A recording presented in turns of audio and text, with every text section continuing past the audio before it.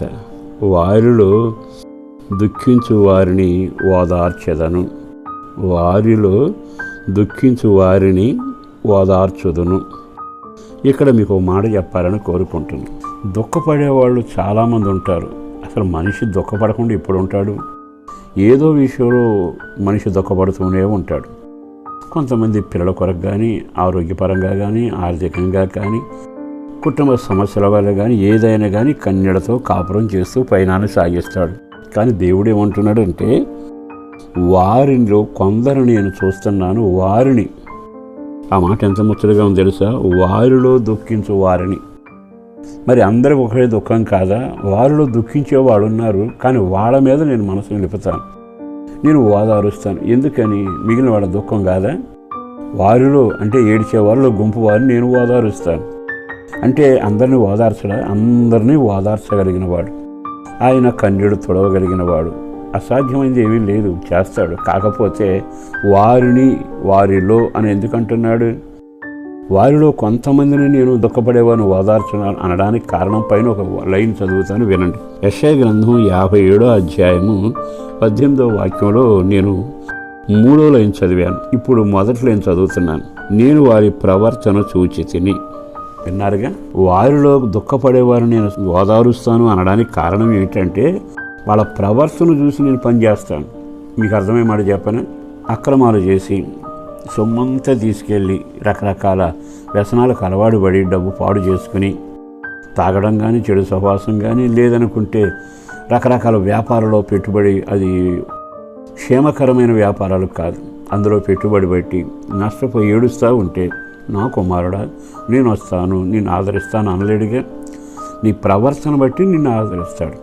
అంటే దేవుని ద్వారా ఒక వ్యక్తి ఆదరించబడాలి అనుకుంటే ఆయన నీ ప్రవర్తన గమనిస్తాడు. వీడు హృదయపూర్వకంగా మంచి చేసి చెడిపోయాడా?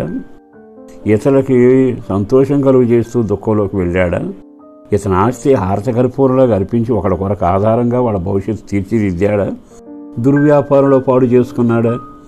అంటే వాళ్ళ ప్రవర్తనను బట్టి, ప్రవర్తనేమో అక్రమంగాను అక్రమ సంబంధాలతోనూ విచ్చలవిడిగా సాగుతుంది అనుకో, అప్పుడు ఆయన ఏమి చేయలేడుగా.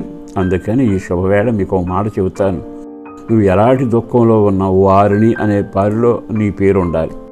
వారెవరయ్యా అంటే ప్రవర్తన కలిగిన వాళ్ళు. వారి ప్రవర్తన నేను చూచాను, వాళ్ళ కన్నీళ్లు నేను చూడలేను, తుడుస్తాను. మరి ఆ మాట అన్నాకైనా నీ ప్రవర్తన దేవునికి ఇంపుగా ఉందా?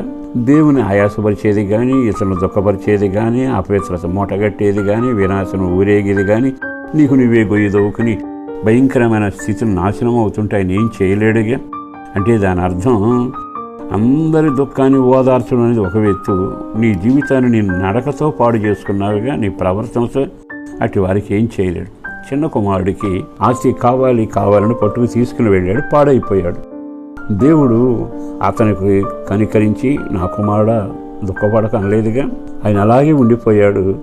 ఆయన ప్రవర్తనలో మార్పు వచ్చి అతనే దేవుని వైపు తిరిగాడు. అంటే అర్థం ఏమిటి? కొంతమంది చనిపోతే ఆయన కనికరపడి వెంటనే స్వస్థపరిచాడు, దుఃఖం పోయేట్టుగా వాళ్ళకి మాటలు చెప్పాడు. అది సామాన్యమైన కార్యం. ఇది ప్రవర్తనతో నీ జీవితాన్ని పాడు చేసుకుని నియంత్రణను గొయ్యి దవ్వుకుని నాశనం అయిపోతున్నావుగా అప్పుడు. అందుకని నీ ప్రవర్తన దేవునికి ఇంపుగాను, వాక్యానుసారంగాను, సత్యానుసారంగాను. కొంతమంది మాకు విన్నపాలు రాస్తారు, అయ్యా మా అబ్బాయి ఇట్లా అయిపోయి పైగా ప్రార్థన చేయండి అయ్యా అని. అసలు సంగతి ఏంటంటే అప్పుడు 2 కాపురాలు అయిపోయి 3వ కాపురంలో ఉంటాడు. అద్భుతంగా కార్యం జరగాలి. మీరు ఆలోచించండి, మీకు వాక్యం తెలుసు కదా. కనుక ఈ శుభవేళ సేవకుడిగా చెప్పగలిగిన మాట ఏమిటంటే, మీ జీవితంలో ప్రవర్తనే మీ దుఃఖానికి నివారణ చేసే ఔషధం. మీ ప్రవర్తన మంచిదై పరివర్తన చెందినదైతే ప్రభు కార్యం చేయబోతున్నాడు. అందుకే నేను వారి ప్రవర్తన చూసి వారిని దుఃఖపడుతున్న వారిని నేను ఓదారుస్తాను. ఆ వాగ్దానం మీ పట్ల నెరవేరునగాక.